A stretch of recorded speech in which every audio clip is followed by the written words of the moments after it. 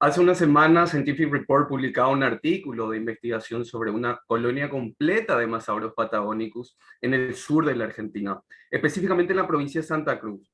Claro, hablamos de la Patagonia. Imaginen un mundo social de estos animales prehistóricos, pero de hace unos 192 millones de años. Bueno, de eso es lo que hablaremos hoy, pero desde el punto de vista científico. Muy buenas noches a todos y todas. Gracias por participar del evento que denominamos Ciencia del Sur, perdón, Ciencia Abierta en Ciencia del Sur. Soy Eduardo Quintana, editor y director de Ciencia del Sur, y hoy nos acompañarán Daniel Duarte, que es el editor general de nuestro medio. ¿Qué tal, Daniel? ¿Cómo estás?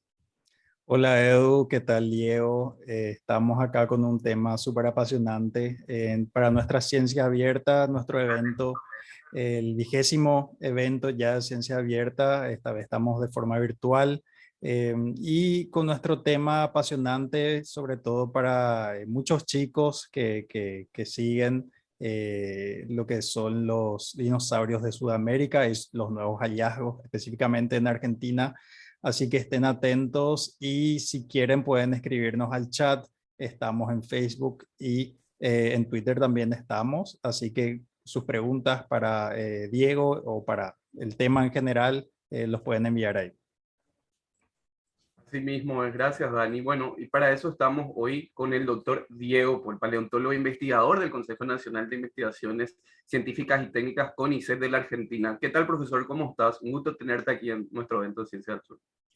¿Qué tal, Eduardo? ¿Qué tal, Daniel y toda la audiencia? Un gusto estar acá con ustedes para conversar sobre Musaurus y sobre otros dinosaurios de Patagonia. Bueno, Diego y Dani, los dinosaurios son tan populares como cualquier estrella de rock o artistas en general, solo que están extintos, ¿verdad? Pero existe un área de las ciencias físicas que se dedica a ella, que es la geología, y una rama, subrama otra vez como la paleontología, que nos permite tener evidencias y algunas interpretaciones de cómo vivían y de cómo se comportaban estos seres vivos. Uno de los países que tiene una larga tradición y continúa siendo una potencia en el tema es la República Argentina. Por ello, necesitamos conocer esa visión y el trabajo de gente como Diego. Diego Pol es licenciado en Biología por la Universidad de Buenos Aires, con un doctorado en un programa del American Museum of Natural History y la Universidad de Columbia, de los Estados Unidos. Es investigador del CONICET en el Museo Egidio Ferulio de la ciudad de Trelew, al sur de la Argentina. Su línea principal de trabajo es la evolución de los reptiles arcosaurios, dinosaurios, cocodrilos, desde la filogenética.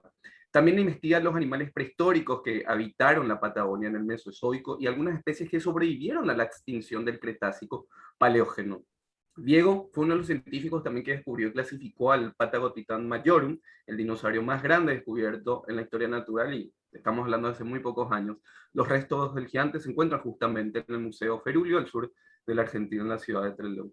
Digo, la primera pregunta que nos hacemos cuando hablamos de dinosaurios es: ¿qué es realmente un dinosaurio y cómo se diferencia o cómo diferenciarlo de otros animales prehistóricos? Bueno, es muy buena pregunta porque siempre surgen muchas discusiones sobre y muchas confusiones sobre qué es un dinosaurio y qué no es un dinosaurio, ¿no? Voy a empezar a contarles qué animales famosos del pasado no son dinosaurios para empezar a descartar. Uno de los animales que comúnmente se confunden con los dinosaurios son los pterosaurios o pterodáctilos, estos reptiles voladores que convivieron con los dinosaurios, vivieron en la misma época, compartieron el mundo con ellos, son parientes cercanos de los dinosaurios, pero no son dinosaurios, forman parte de una familia separada en la evolución de los reptiles. Otros que no son dinosaurios son los reptiles marinos, como los plesiosaurios o los ictiosaurios. Estos reptiles que también vivieron en la misma época de los dinosaurios, pero en el mar. Si hay algo que no hicieron los dinosaurios fue meterse en el mar, ¿sí? Ni siquiera evolucionar en formas muy acuáticas. Eran los reyes de la tierra y en algún momento una rama de ellos aprendió a volar y conquistaron el aire, pero siempre se mantuvieron en el medio terrestre. Entonces tenemos este grupo que son los dinosaurios, que no son marinos, que no son los reptiles voladores como los pterosaurios, y que se caracterizaron desde un primer momento por ser animales que tenían muchas mejoras en la locomoción respecto a otros reptiles. Algo muy característico de los dinosaurios es la pata, ¿sí? En las patas de los dinosaurios, específicamente el pie, los dinosaurios se apoyan sobre la punta de los dedos, caminan en puntas de dedos. Aún los más gigantes que pesaban 60 toneladas se apoyaban en la punta de los dedos, ¿ok? No apoyaban toda la planta del pie como lo hace cualquier reptil o como lo hacemos nosotros también, ¿no? Entonces, esto es típico de animales rápidos, de animales ágiles, animales adaptados a la locomoción. Y esto tiene que ver también con algo que desarrollaron los dinosaurios en su inicio, que eran animales bípedos, ¿sí? En un inicio eran animales pequeños, ágiles, bípedos, que caminaban sobre la punta de los dedos de los pies. Esto es la condición que nosotros llamamos digitígrados. ¿Por qué? Porque caminan sobre los dígitos. Bueno, cuando aparecen los dinosaurios, por supuesto, se distinguen muy rápidamente del resto de los reptiles por todas estas características y evolucionan conquistando diferentes nichos, diferentes ambientes y empiezan a evolucionar de las más variadas formas, ¿sí? Aparecen los primeros herbívoros, aparecen los dinosaurios que van incrementando su peso a lo largo del tiempo. Y ya para la etapa media de la evolución de los dinosaurios ya vemos los linajes que van a continuar en el resto de la historia. Perfecto. Y Diego, para la audiencia que tal vez le cuesta imaginarse cómo estudiar a los dinosaurios, cómo la paleontología aborda, ¿verdad? Estos seres que ya dejaron de existir hace millones de años, ¿qué tipo de herramientas o qué técnicas se utilizan?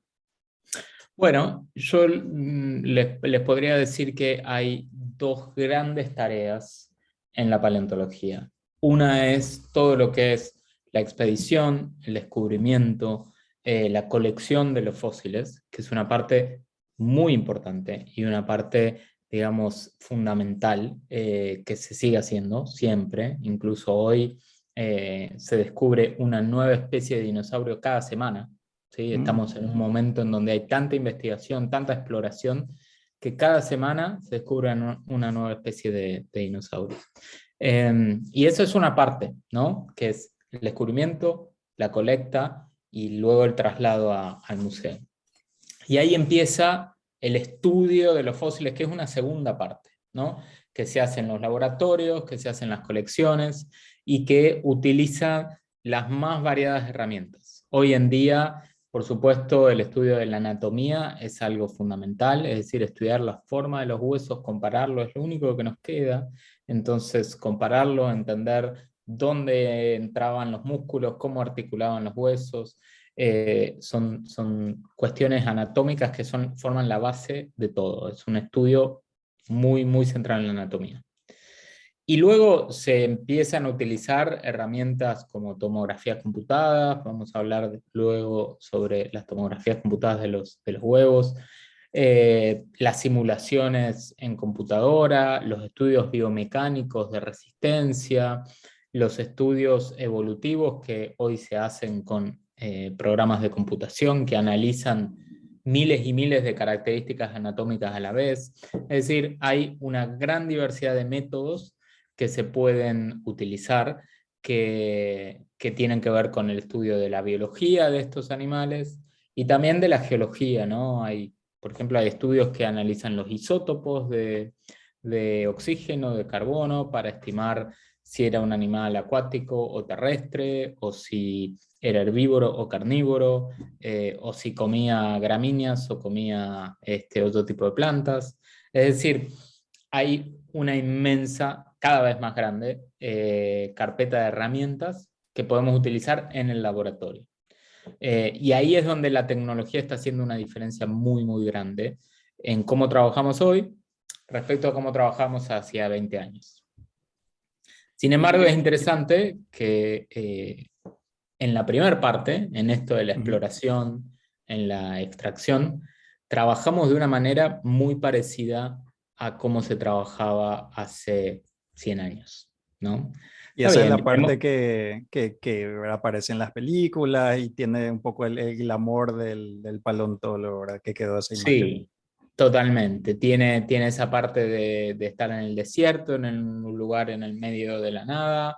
La parte de trabajo en equipo también, porque es un trabajo que necesita de un equipo para poder llevar a cabo resultados en un tiempo razonable. Eh, una parte muy de vida al aire libre, muy de campamento. Generalmente, no sé, en Patagonia, muy expuestos al viento, que es una constante en esta región. Entonces, es una parte, a mí me divierte muchísimo, ¿no? Es una de las partes que más me gusta, ¿no?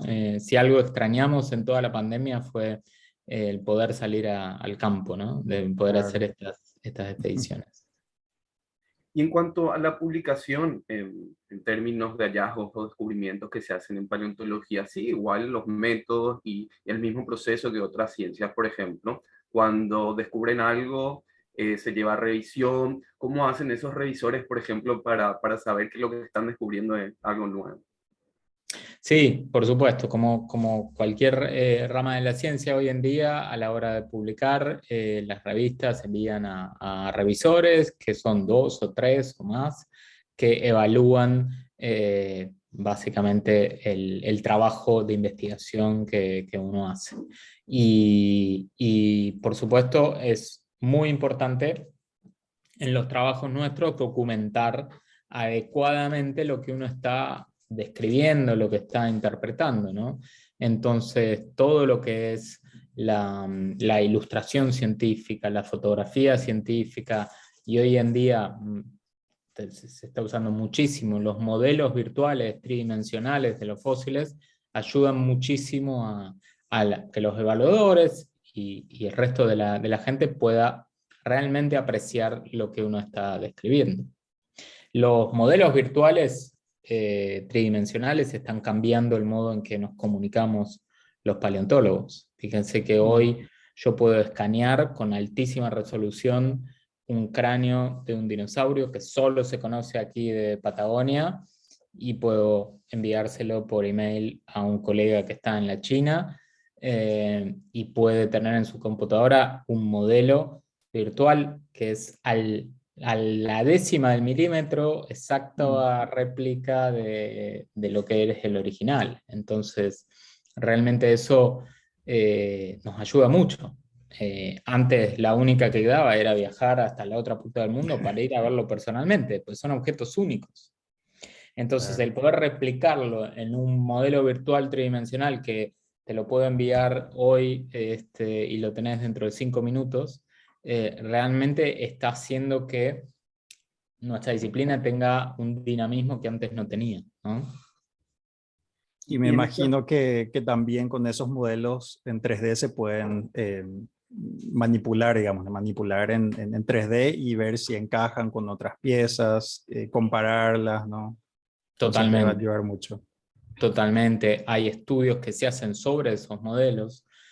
Por ejemplo, hoy por hoy se hacen muchos estudios sobre, estimemos cuál era la fuerza de la mordida del Tyrannosaurus o del Carnotaurus o de algún de estos dinosaurios. Y bueno, uno de los modos de hacer esto es tener un modelo 3D y hacer una simulación computada de cuánto estrés mecánico toleraría este cráneo antes de romperse. Eso nos da la idea de la fuerza máxima de mordida que podría llegar a tener. ¿No? Y es un método que está validado porque hoy lo hacemos con cocodrilos, por ejemplo. Hacemos ese estudio con un cráneo de un cocodrilo y luego vamos y medimos la fuerza de mordida de un cocodrilo y obtenemos valores similares. Entonces eso nos lleva a decir, bueno, quizá lo podemos hacer para los dinosaurios y estimar la fuerza de mordida. Y todos esos son cálculos que se hacen a partir de un modelo 3D. En este aspecto, sabemos que, bueno, como todas las otras ciencias también, la paleontología se renueva y se transforma y obviamente evoluciona. En el ámbito de los paradigmas o de las grandes teorías que rigen esta ciencia, ¿cuál es el trabajo actual o los desafíos, mejor dicho, de la paleontología contemporánea, Diego? Bueno, por supuesto, dentro del paradigma de la evolución de las especies, hay algo que creo que queda por contestar, que es muy importante en la paleontología y en la biología, que es el origen de algunos grupos que son completamente desconocidos, ¿no? Por ejemplo, tenemos una buena idea en base al registro fósil de cómo fue que evolucionaron y aparecieron los mamíferos. Tenemos una buena idea, en los últimos 20 años hemos aprendido muchísimo y tenemos un registro muy completo de cómo un grupo de dinosaurios carnívoros evolucionaron en las aves de la actualidad. Pero, por ejemplo, tenemos muchas preguntas sobre el origen de las tortugas o sobre el origen de los cetáceos, los mamíferos marinos como las ballenas y delfines. Estas transformaciones tan radicales del esqueleto de estos hábitos de vida llevan bueno, a preguntas que hoy no tenemos una respuesta muy detallada. Entonces, otra gran pregunta es el origen, cómo fue el traspaso de la vida de los animales vertebrados del agua a la tierra, ¿no? La terrestrialización, cuando aparecen los animales con patas, digamos, antes los vertebrados eran solo animales parecidos a los peces y en algún momento un grupo empieza a desarrollar miembros anteriores y posteriores, patas traseras y delanteras, y adquiere la capacidad de la locomoción en el medio terrestre, ¿no?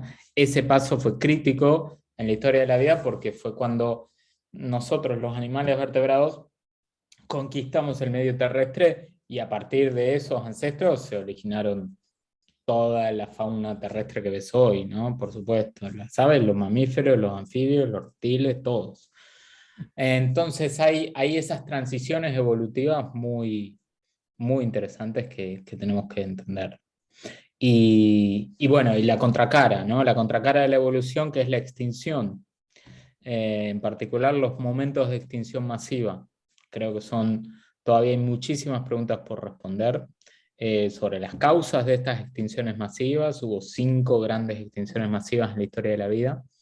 Y también sobre cómo fue la recuperación del planeta y de los ecosistemas luego de estas mega crisis ambientales de carácter global que afectaron a nuestro planeta.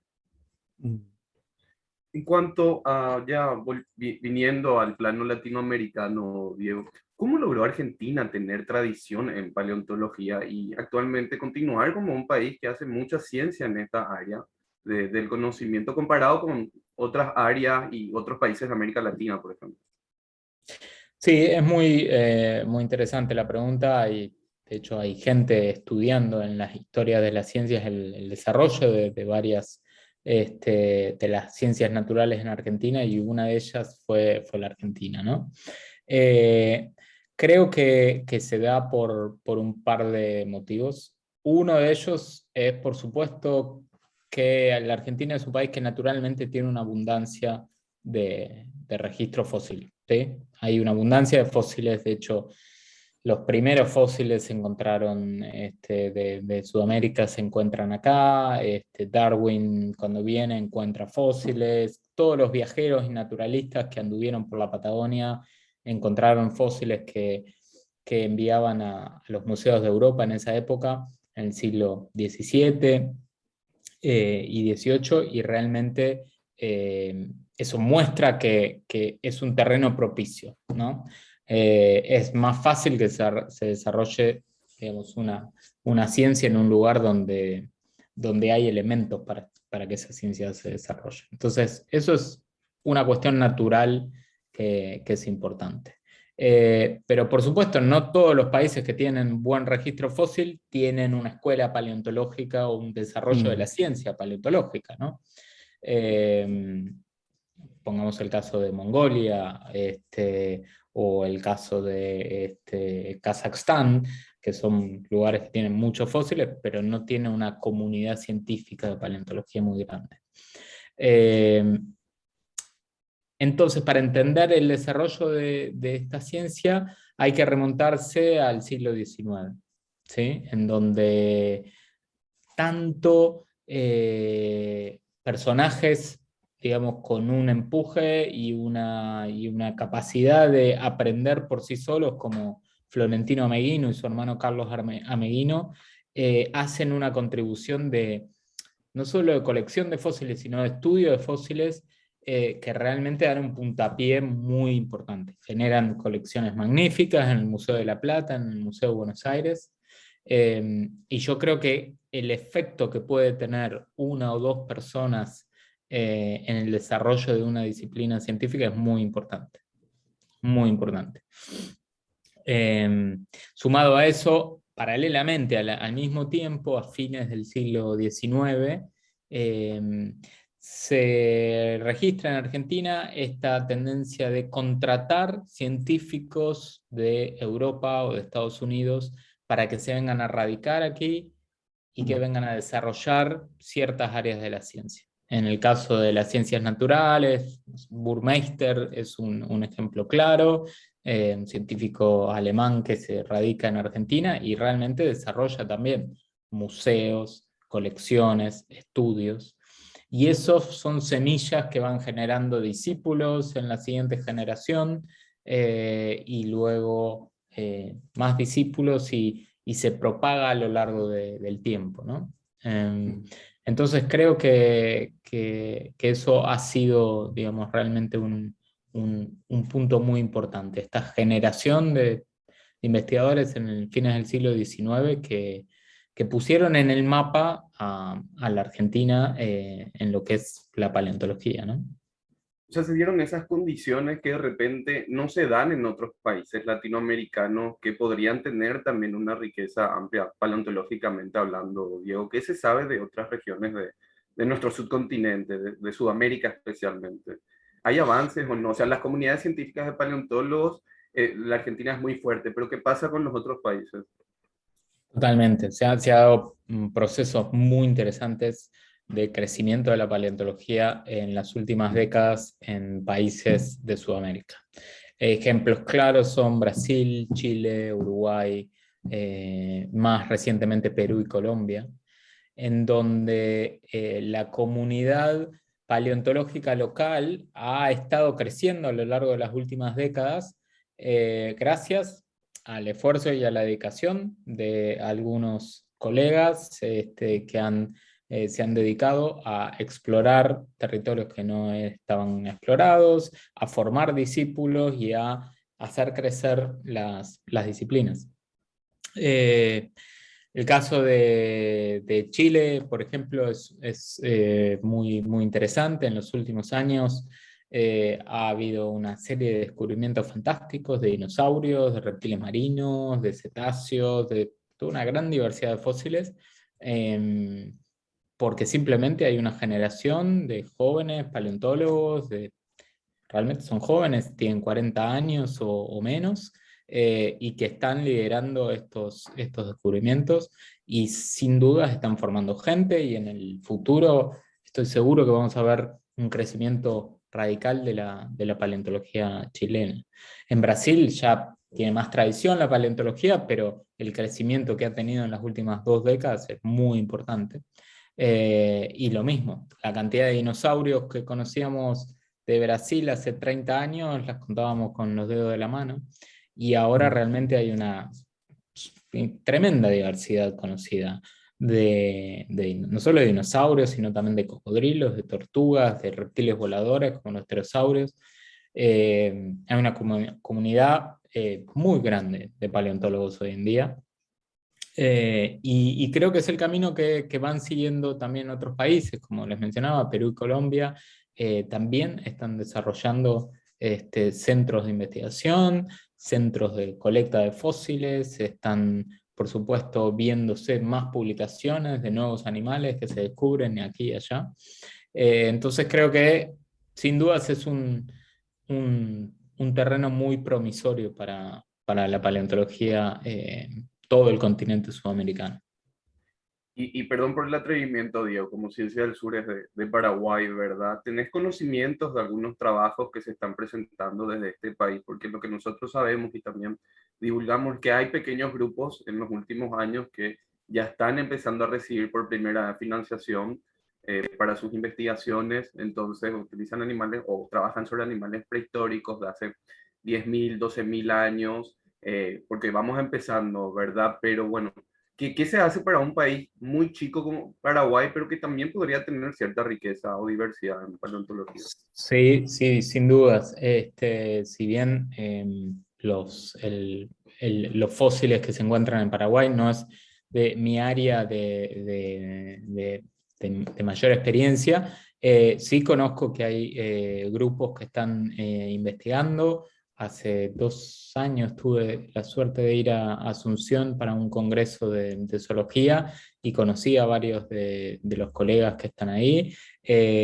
Por supuesto, hay mucha abundancia de estos fósiles de la última glaciación, ¿no? Del Pleistoceno, de los últimos tramos de la etapa geológica de la Tierra, que tienen restos de estos mamíferos, estas aves, estos animales que vivieron en nuestro continente. Es un tema interesantísimo, de la última glaciación, la última era del hielo.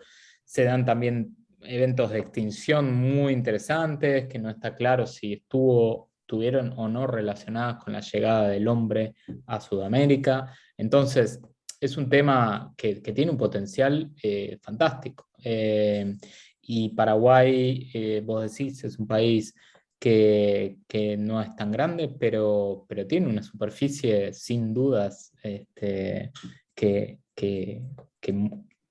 lleva a pensar que tiene que tener potencial. Miremos el caso de Uruguay o de países como Suiza o países como Alemania, que no son, digamos, demasiado grandes, incluso pueden ser algunos más chicos que Paraguay, y cuentan con un registro fósil importante. Entonces, bueno, en áreas con mucha vegetación, como puede ser en muchas zonas de Paraguay, en donde hay vegetación y suelo reciente que tapa las rocas sedimentarias, se busca mucho en las barrancas de los ríos, en las pequeñas colinas. Es mucho lo que pasa en el sur de Brasil, ¿no?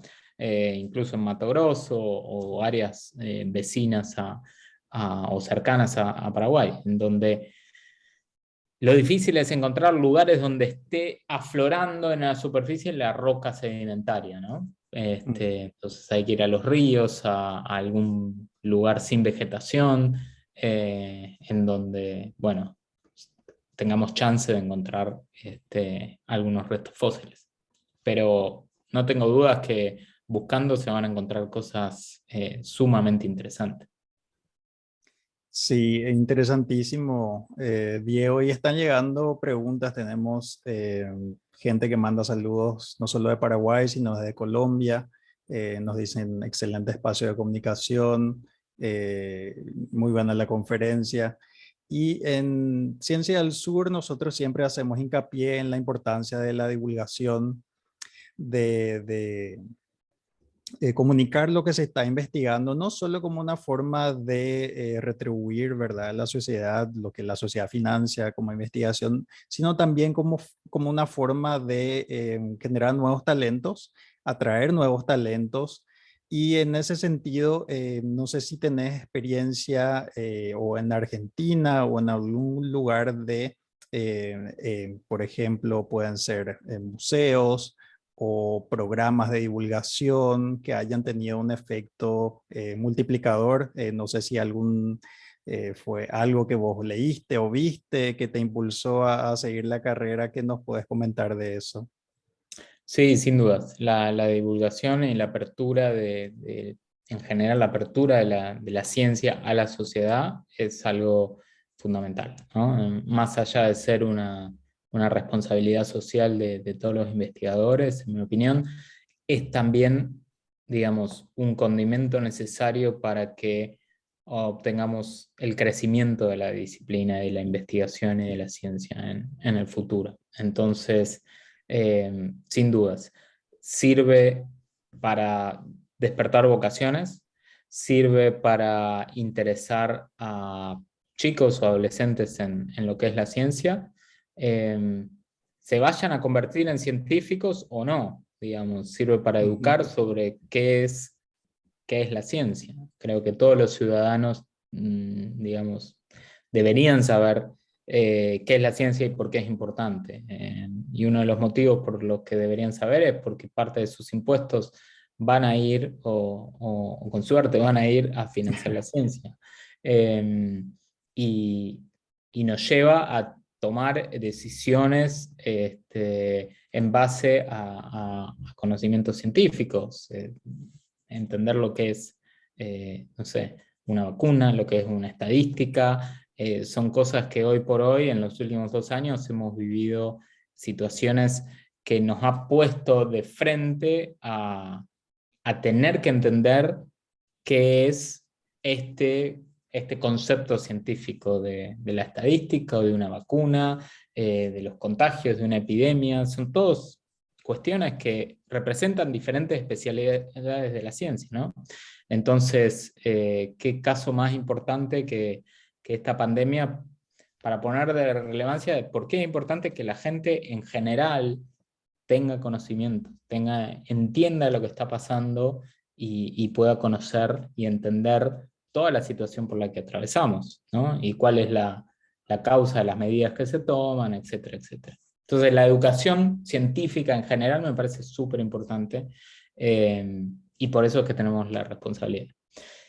Pero como decías, también con suerte se puede despertar vocaciones, ¿no? Se puede encender esa chispa de alguien que toma conocimiento por primera vez con la ciencia, con la investigación, y eso el día de mañana puede ser un científico. Puede ser un científico que se dedique a descubrir dinosaurios, o un científico que descubra un planeta nuevo, o puede ser un científico que descubra la vacuna contra el HIV o el coronavirus o lo que sea, ¿no? Entonces, en eso, en especial la paleontología tiene una responsabilidad muy importante, porque es en general una rama de la ciencia que fascina a los chicos entre 4 y 12 años. Totalmente. ¿Sí? Y eso hace que en una gran parte de la población de nuestras sociedades, si vos le preguntás a la gente cuál fue el primer contacto que tuviste con una ciencia, muchas veces es los dinosaurios, la paleontología, los fósiles. Si la primera vez que te interesó algo y te pusiste a leer de algo que tenía que ver con la ciencia, muchas veces es la paleontología, ¿sí? Entonces tiene esa capacidad de atraer a los chicos a la ciencia, de mostrarles algo que les interesa muchísimo, que les resulta llamativo, atractivo, y a través de eso entender lo que es una ciencia natural o una ciencia en su sentido más general, ¿no? Entonces nos da la oportunidad de que aprendan de una manera divertida, natural, sin necesidad de estar forzando, digamos, un aprendizaje, ¿no? Entonces, hay pocas ciencias que tienen ese atractivo, ¿no? La astronomía es otra, ¿no? Las estrellas y los planetas, también es otro tema que atrae mucho, y creo que tenemos que aprovechar esos intereses naturales para atraer a los chicos a que conozcan lo que es la ciencia, que tomen contacto. Totalmente. No sabes la cantidad de colegas científicos, no paleontólogos, sino que trabajan en virus, que trabajan en biología molecular, que trabajan en medicina, que me dicen, sos paleontólogo. Yo me fascinaba la paleontología, y claro, es toda gente que tomó contacto con las ciencias en una edad muy temprana, Y sin dudas eso pudo haber influido en esta vocación que tuvieron después, ¿no? Entonces creo que es importante abrir la ciencia a la sociedad y comunicarla.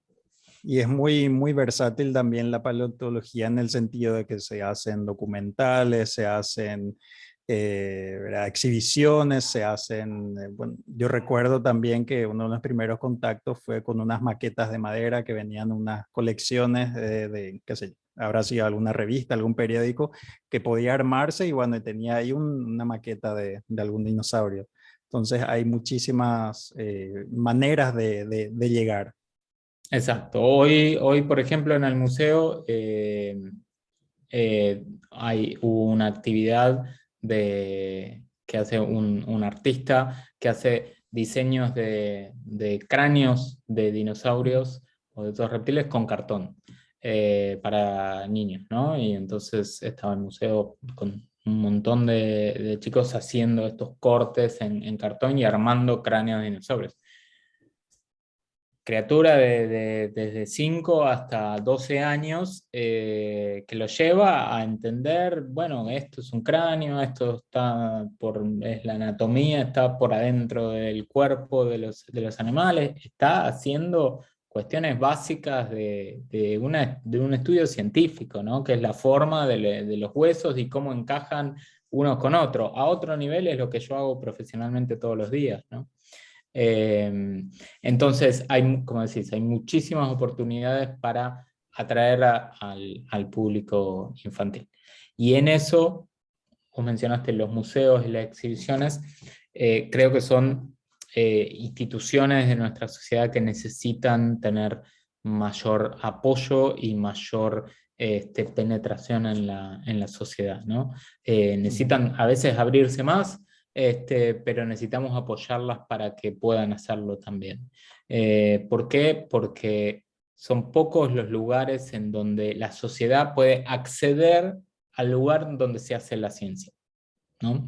Y eso es lo que es el museo, básicamente es un lugar en donde se exhibe y se muestra cada vez más cómo se hace la ciencia y dónde se hace la ciencia en lo que hace a, o sea, las ciencias naturales, por ejemplo, ¿no? Las universidades son lugares fantásticos y por supuesto, fenomenales, pero son instituciones en general un poco más cerradas en sí mismas, ¿no? Sí. En donde, bueno, es para alumnos, a veces se hacen algún evento de apertura en donde la gente puede visitar, pero el museo hace eso todos los días, 365 días de año, esa es parte de su función. Digamos, una de sus funciones es investigar, otra de sus funciones es preservar las colecciones, pero la tercera función es difundir y atraer al público, ¿no? Entonces, también muchos de los colegas paleontólogos, y incluso en mi caso, nos vinculamos a la ciencia a través de actividades que se generaron en los museos, ¿no? En mi caso, empecé siendo voluntario en el Museo de Buenos Aires, y ese fue mi primer contacto directo con la paleontología, ¿no? Haciendo nada, era adolescente y hacía lo que ayudaba en lo que podía, limpiando fósiles, ordenando bibliografía, haciendo realmente lo que hiciera falta.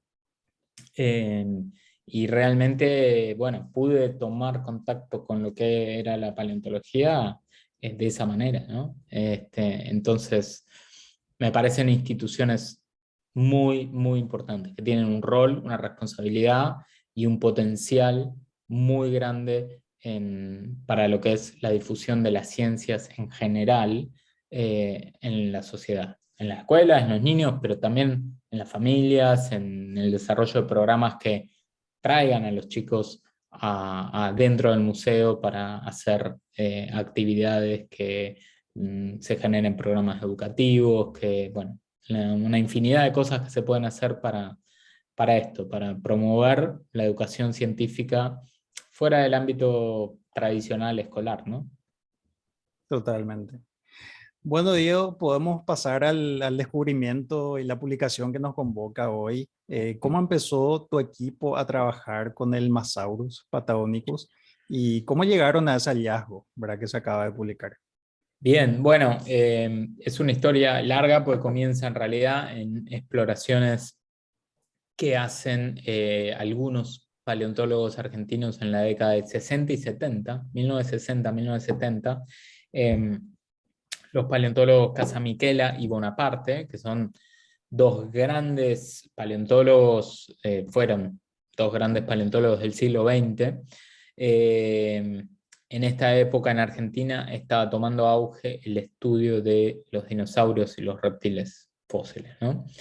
Y encuentran este lugar en Santa Cruz en donde lo más espectacular que encuentran son los restos de unos pichones de dinosaurios, unos esqueletos fosilizados muy pequeños, el esqueleto entero cabe en la palma de tu mano, Mm. y era un dinosaurio pichón que murió al poco tiempo de nacer y quedó fosilizado el esqueleto de este pichón, y lo llaman, Bonaparte lo llama Musaurus, porque mus significa ratón, es decir, como el dinosaurio ratón. ¿Por qué? Por el tamaño tan pequeño que tenía. Claro que esto era un pichón y era una especie de dinosaurio que crecía bastante, ¿no? Se conocieron pocos restos más, no había mucho más publicado de este sitio, y es un sitio que quedó un poco olvidado en lo que fue la búsqueda de dinosaurios. Se trabajaron después buscando plantas en la zona, pero no tanto buscando dinosaurios. Entonces, ya entrados los años 2000, comenzamos a hacer expediciones a este lugar, para ver si había más. Realmente una de las cosas que a mí me llevaba a ir era que no podía creer que no hubiera muchos más restos, porque si se puede preservar un pichón, que son huesos súper delicados, que son, digamos, en general muy difíciles de encontrar, eh, seguro que tenía que haber otros restos, ¿no? Mm. Entonces empezamos a hacer expediciones y empezamos a encontrar más y más restos en un área chica, ¿no? Como de 1 kilómetro cuadrado, eh, pero la densidad, la cantidad de hallazgos era cada vez mayor.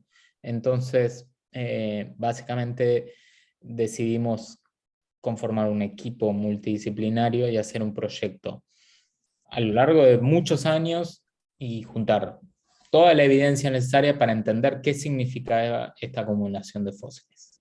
¿Sí? Porque encontramos, además de estos pichones que había encontrado Bonaparte, encontramos restos de huevos, ¿sí? En varios nidos en la zona, en el mismo nivel. Encontramos individuos ya más grandes, que tenían por ahí 2 metros de longitud.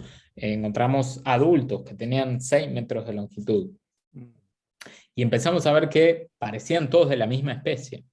Entonces lo que teníamos era una congregación de individuos de la misma especie que se habían preservado en el mismo lugar y junto con un montón de huevos, ¿sí? Esto es algo muy inusual, muy inusual. Hay 2 o 3 lugares en el mundo que tienen tanta acumulación de huevos, pichones, individuos jóvenes y adultos, todos juntos en un mismo lugar. Es muy, muy, muy raro. Entonces, realmente estuvimos trabajando, digamos, más de 10 años en la zona. Todos los veranos, o casi todos los veranos, íbamos, juntábamos, colectábamos fósiles, se extraían en laboratorio, se limpiaban. Una de las preguntas primeras que pudimos comprobar es que eran todos esqueletos de la misma especie, ¿sí? O sea, eran todos Musaurus, eran diferentes estadios de crecimiento de la misma especie, ¿sí? La otra cosa que comprobamos es que estaban en pocos horizontes estratigráficos. Esto quiere decir que vivieron aproximadamente en el mismo tiempo, ¿sí? Mm. Y por supuesto encontramos un montón de huevos, ¿sí? Más de 100 huevos fosilizados. Ah. Fantástico. Nos quedaba la pregunta de tratar de entender si los huevos correspondían a esta especie. Era lo lógico de asumir, pero no tenemos ninguna prueba. Y Mm. esto pasa mucho con el estudio de huevos fósiles, que la cáscara se preserva, pero es difícil saber quién puso el huevo, ¿verdad? ¿Qué especie de dinosaurio fue la que puso el huevo? Solamente en situaciones muy excepcionales, ¿sí? En menos del 5% de los casos, adentro del huevo fosilizado se preserva los restos del embrión que se estaba formando, y los pequeños huesitos del embrión que se estaban formando también se pueden llegar a fosilizar, ¿sí? Ya. Tuvimos la suerte de encontrar algunos huevos que tenían restos de embriones adentro que se habían fosilizado hace 190 millones de años. Entonces, Wow. eso pudimos hacer unas tomografías de alta resolución en Francia que permitieron corroborar que, estudiando la anatomía de los pequeños huesitos que pudimos ver a través de las tomografías, nos dimos cuenta que pertenecían a la misma especie, ¿sí? Entonces teníamos lo que era una colonia reproductiva, ¿sí? Una congregación de dinosaurios, pichones grandes, adultos, que estaban en ese lugar formando una colonia reproductiva, donde muchos individuos forman muchos nidos cerca unos de otros para protegerse, ¿sí? Es algo que vemos muy comúnmente en aves marinas, como los pingüinos, que se congregan para la reproducción como protección ante los predadores, ¿no? Que van detrás de los huevos, que van detrás de los pichones, que son, bueno, por supuesto, fuentes de alimento bastante fáciles de agarrar. Entonces realmente es un lugar súper interesante, pues nos muestra este comportamiento social de los dinosaurios que no sabíamos sobre que esto era así para dinosaurios tan antiguos, ¿no? Se sabía sobre comportamiento social de dinosaurios, pero de formas más avanzadas, de la última época de los dinosaurios, ¿verdad? Y encontrar estas colonias reproductivas, este comportamiento social, nos lleva a pensar, de hecho es lo que proponemos en el estudio, que esto pudo haber sido otra de las cosas que distinguió a los dinosaurios desde sus inicios, ¿sí? Arrancamos charlando sobre qué los distinguió al inicio a los dinosaurios de otros reptiles, y les mencionaba cómo caminaban con la punta de los dedos, que eran ágiles, que eran animales bípedos, que caminaban sobre las patas traseras. Y eso pudo haber sido parte del éxito que los distinguió de los otros reptiles y les dio ventajas para tener este éxito evolutivo. Lo que planteamos en este trabajo es que quizás también esta capacidad de tener un comportamiento social y de proteger a las crías, proteger a la descendencia para garantizar la supervivencia de la descendencia, pudo haber sido otra de las claves en el éxito evolutivo de los dinosaurios, ¿sí? Porque pensemos que todos los demás reptiles viven una vida bastante solitaria, ¿no? Sí. Un cocodrilo, una tortuga, un lagarto, se juntan, se aparean, quizá la madre cuida a las crías por muy poquito tiempo o nada, y luego viven una vida muy solitaria.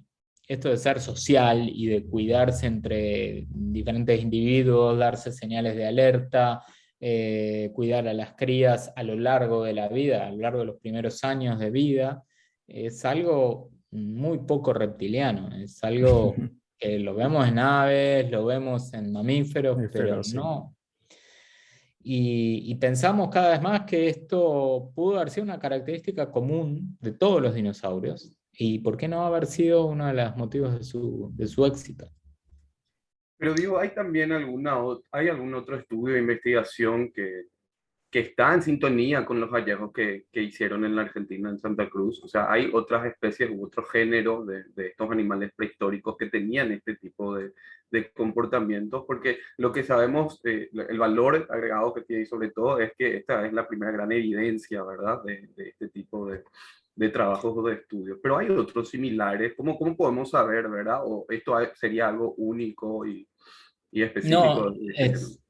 es interesante lo que comentás, porque tenemos algunas evidencias de otros lugares que nos llevan a pensar que esto puede haber sido algo más general, que no sea solamente un caso aislado en Patagonia, sino que puede haber sido algo más general de los dinosaurios. Por ejemplo, en Sudáfrica en niveles de la misma edad, ¿sí? O sea, aproximadamente 190 millones de años, también se encontraron acumulaciones de huevos bastante importantes.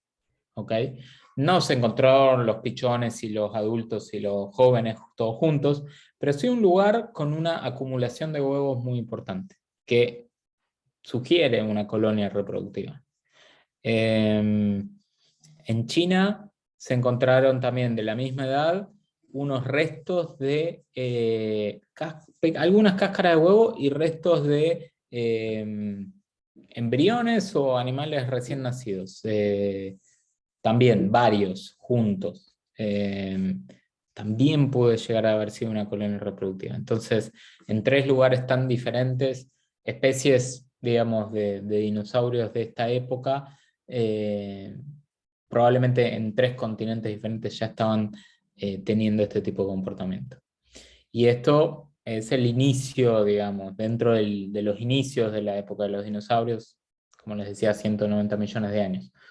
Si nos vamos a niveles más jóvenes, o sea, más tardío en la evolución de dinosaurios, tenemos evidencias en Norteamérica y en otros lugares de Patagonia y de Europa de estas comunidades reproductivas, ¿sí? O sea, lugares donde aparece mucha acumulación de huevos en el mismo lugar. Entonces, para la reproducción es muy probable que hayan sido animales gregarios. Si el resto del año vivían siempre en manada o no vivían siempre en manada, es una pregunta que todavía no tenemos a nivel general. Se han encontrado restos de huellas, por ejemplo. Las huellas son fascinantes en lo que nos muestran del comportamiento también, porque son de las pocas cosas que capturan los dinosaurios en movimiento, ¿no? O sea, qué información tenemos sobre cómo se movían los dinosaurios es muy limitada. Bueno, cómo eran las patas, podemos imaginarnos cómo caminaban, pero las huellas es lo que dejó un dinosaurio que estaba caminando y nos muestra cuál era la distancia entre paso y paso, podemos llegar a calcular incluso la velocidad a la que caminaba, y a veces no se encuentra una huella sola, sino que se encuentra todo un rastro, ¿sí? Por ahí 20 huellas del mismo animal una tras otra, o sea, todo un rastro, y a veces se han encontrado rastros de diferentes animales que van caminando en la misma dirección, ¿sí? Sin pisarse unos sobre otros, sin pisarse unas huellas sobre otros, y animales de distinto tamaño. Eso hace pensar en una manada. Las huellas que dejaría una manada de elefantes que está caminando por el borde de un lago, ¿sí? En donde van todos alineados en la misma dirección. Entonces hay algunas evidencias que nos llevan a pensar o a sugerir que esto del comportamiento social, de moverse en manada, de juntarse para la reproducción, pudo haber sido una característica general de todos los dinosaurios. ¿Cómo sigue a partir de ahora, Diego, el trabajo con esta especie? A partir de todos estos hallazgos que tuvieron y que publicaron recientemente. Bueno, ¿Qué por es un trabajo? supuesto, queda muchísimo trabajo por hacer. Yo creo que con la cantidad de restos que hemos encontrado, Musaurus va a ser uno de los dinosaurios sudamericanos mejor conocidos, porque lo conocemos desde el embrión hasta el adulto, pasando por el pichón, por el joven de 2 años, por el mediano de 4 o 5 años, y los adultos de más de 15 años. Y tenemos cráneos, tenemos esqueletos de la columna, de pata delantera, pata trasera. Entonces estamos estudiando mucho ahora con parte del equipo cómo crecía Musaurus, ¿sí?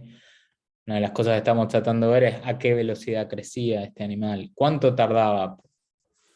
Pero imagínense que nacía con 20 centímetros de largo, ¿sí? Cabe en la palma de la mano, pesaba 60 gramos al nacer, y los adultos eran de 6 metros de largo y pesaban 1500 kilos, ¿sí? Como una jirafa.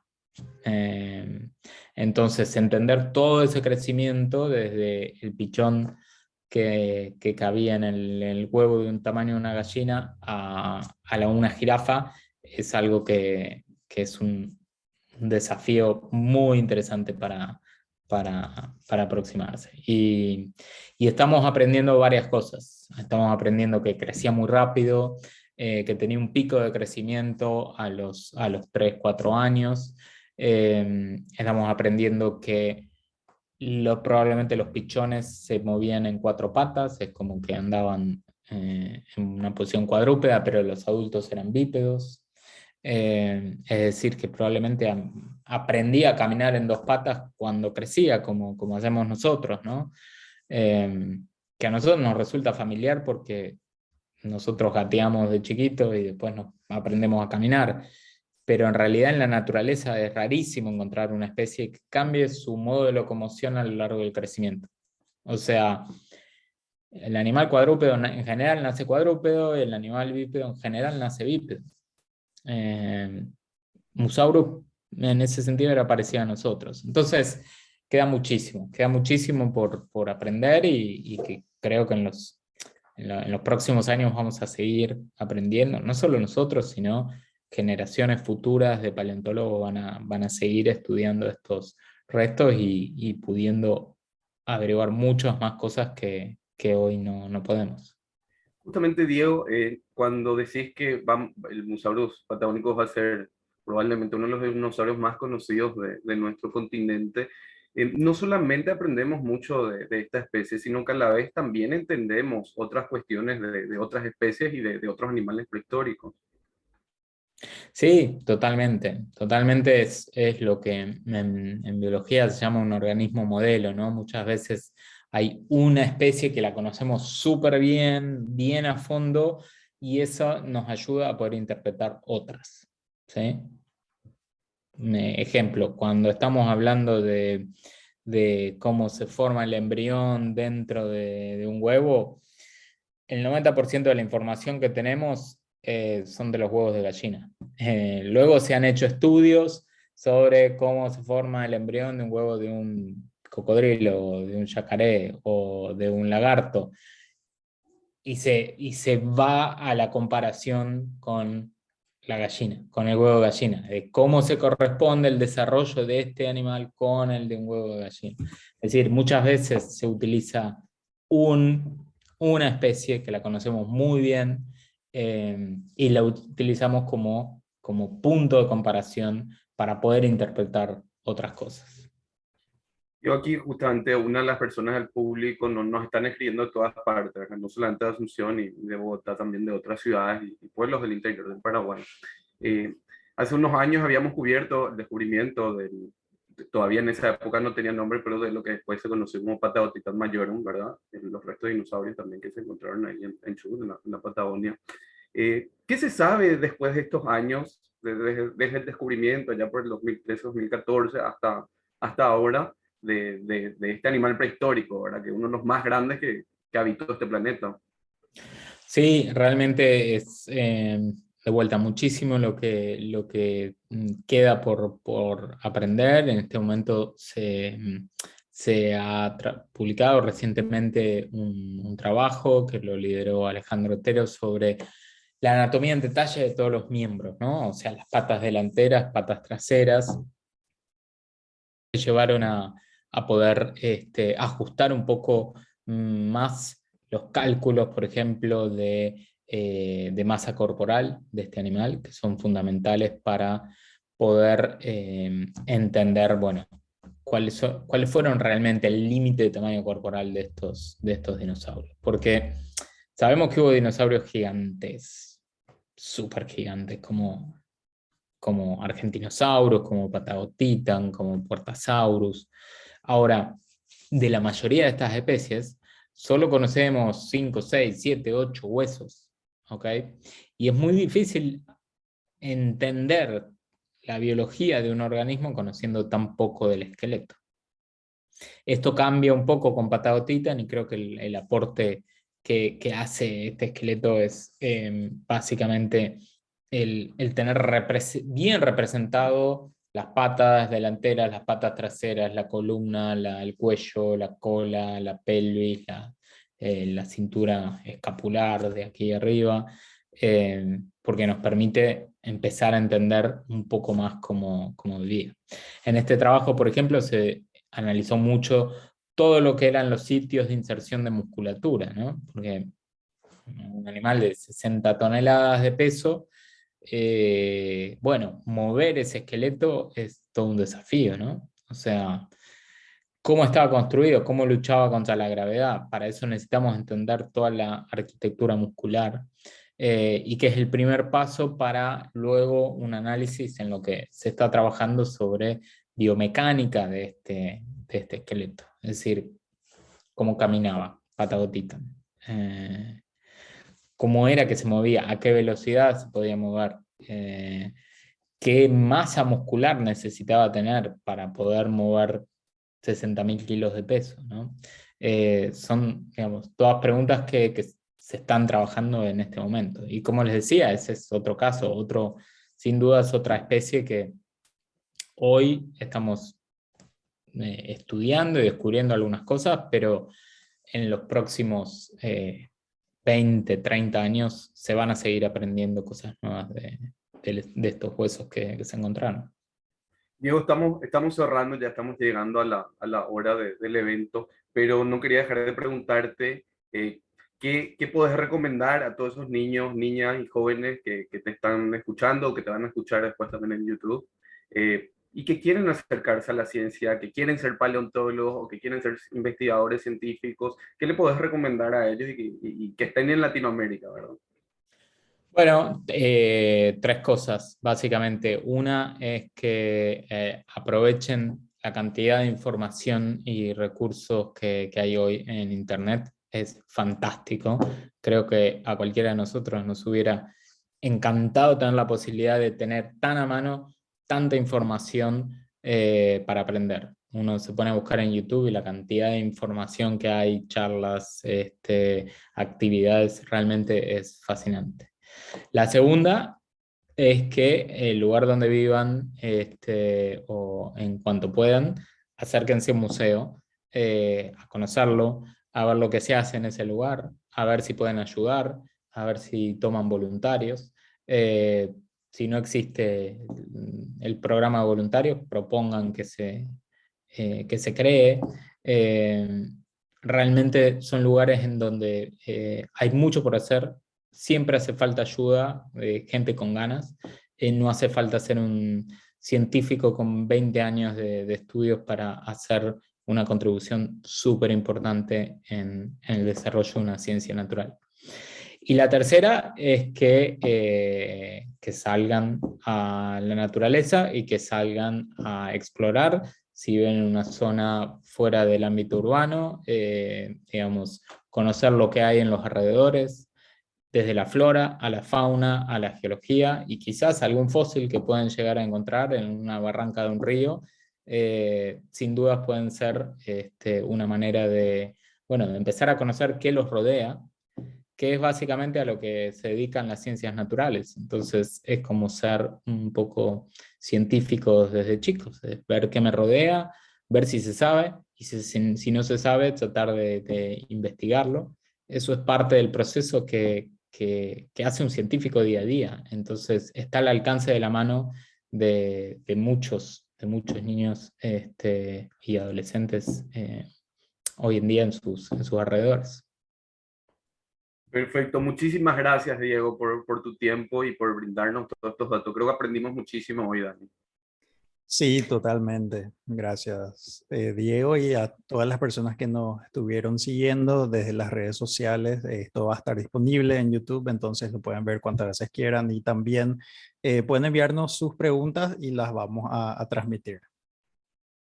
Buenísimo, Perfecto, muchas gracias Daniel, muchas gracias Eduardo, un placer conversar con ustedes y cuando quieran estamos en contacto nuevamente. muchas gracias. Era el profesor Diego Paul, paleontólogo e investigador del Consejo Nacional de Investigaciones Científicas y Técnicas CONICET de la Argentina e investigador también del Museo Paleontológico Egidio Feruli. Bueno, esto fue todo, Ciencia Abierta en su 20ª edición. Nos despedimos y nos encontramos en otro encuentro. Muy buenas noches.